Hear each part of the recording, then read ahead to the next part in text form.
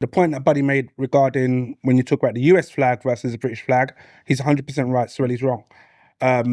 In every class, no. It's true. In almost every classroom in America, you will see United States flag, and they all recite the national anthem. They all know in front of their flag. They'll put their hand across their chest towards the flag just to Swear show allegiance to the swear flag. allegiance, and they do all of that.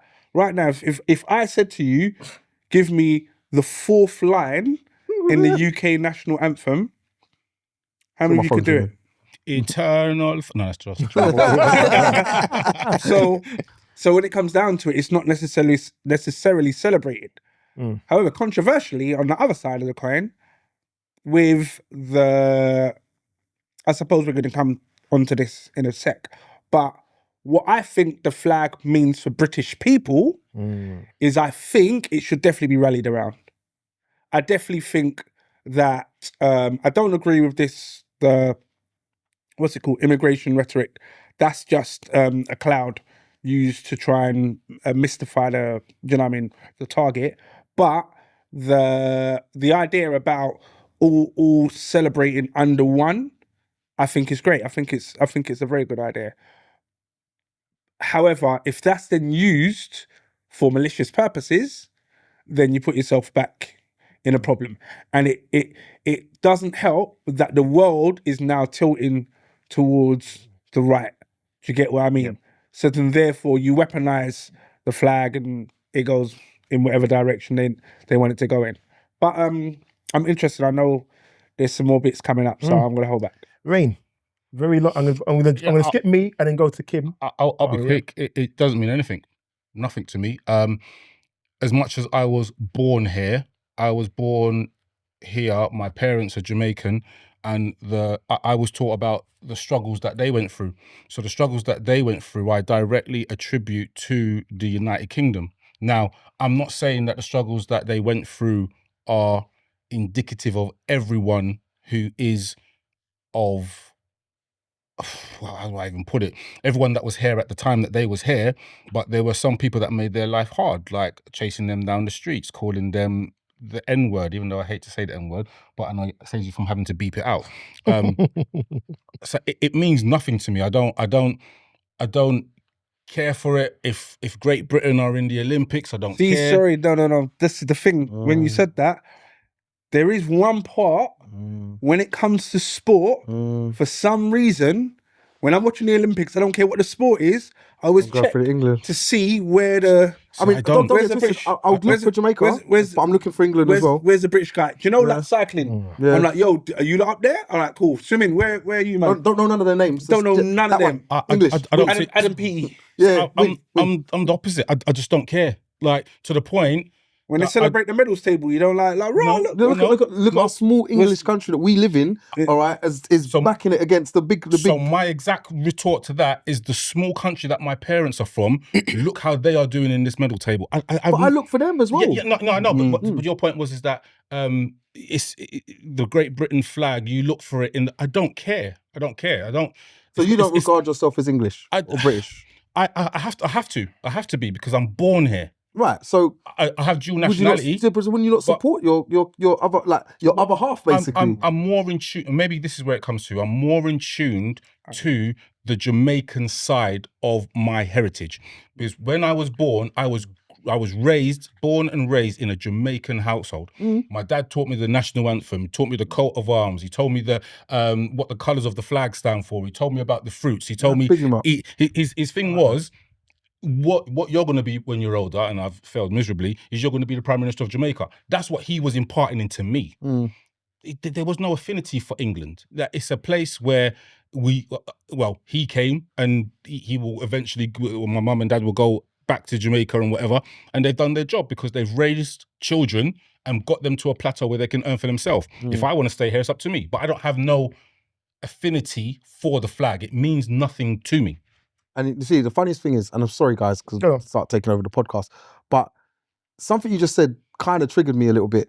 So you say, like, do you feel that you could go back to Jamaica easily, and easily. you can find and easily, you fit say easily. Like I give the joke. The joke is, on the truth of the matter is, we go home now. All right, you're English.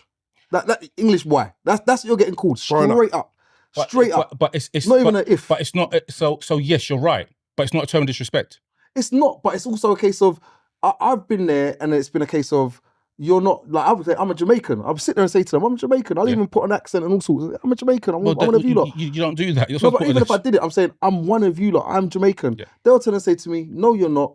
You are English. But and I get it. Because I'm born there and I've grown up there and that's my home. Or the majority of your life you have been in England. So you don't know Jamaica. But then you could argue and you could show them your knowledge of Jamaica. So, but knowing knowledge, I can read it from a history book. There'll be a white boy or an Asian boy, they'll be able to sit there and say to me, look, did you know? And I'm like, oh. But then, because you've read a book. Yeah, no, so? No. You ain't lived it. But it's certain things about living in Jamaica is, are you able to take a taxi? Do you know that it stops in Port Maria before it goes to St. Mary? Do you know that it goes to Islington, Highbury? Do you know it goes to, I don't know, Port Maria? It's those kind of things that make it have the affinity. You can read it, but can you catch the taxi? I agree with Buddy. I think that as much as we may feel associated with our mother country, because we've been here so long, this is now who we are. Yeah. We can go there and try our best to integrate, merge and contribute. And fake our way into the society. Essentially, if you get ill, you'll be coming back because of NHS. if you get what I mean? There's certain things you'll be like, you know what, British again. Let me go back and get my diabetes. We are going to do. You're working the fourth line. NHS, I'm there. NHS, I'm telling you, we are going to do the nationalisation one very soon. There's a lot to cover on that. And believe me, we've had it before. We're going to go over it again. There's a lot to cover onto that. But I'm intrigued to know people's views on the flag because for me, the United Kingdom flag, it means for me colonialism. And the reason why it means colonialism for me is because of how they colonized Nigeria, where my parents are from. And because I've seen the impact it's had on that country, for me, and I don't say anyone else should have the same sort of view, but for me, I attribute that to that flag. And it's different to England. England for me is different to the United Kingdom flag. The flag of St. George is different. There is a difference in there, but we'll get to that at some stage. No, I need you to kind of point out what you're coming with when you say that. So that's important. And I don't want to go, because we're going to go into that later on as well. If I'm going, this is before all of the marches and stuff was happening. When I used to go to places like Watford or go to Enfield and I'd see a British flag, I'd feel a bit of trepidation. A United Kingdom flag, I'd feel that. If I saw an English flag though... Why's that? Because the areas where I saw those flags on, or those areas where the flags were, had a history of National Front, of BNP, of those sorts of environments. And the things of those times was the United Kingdom flag, as opposed to the flag of St. George. So what's so I think the biggest question of what I suppose we want to get off to the audience is, what's the difference? Because you're saying it, I believe I know what the difference is, but if you know the difference, like... For me, we're going to get into it, but for me, I think the United Kingdom flag has been weaponized, but we're going to get into... But you're talking more than the St. George's flag? I believe more than St. George's.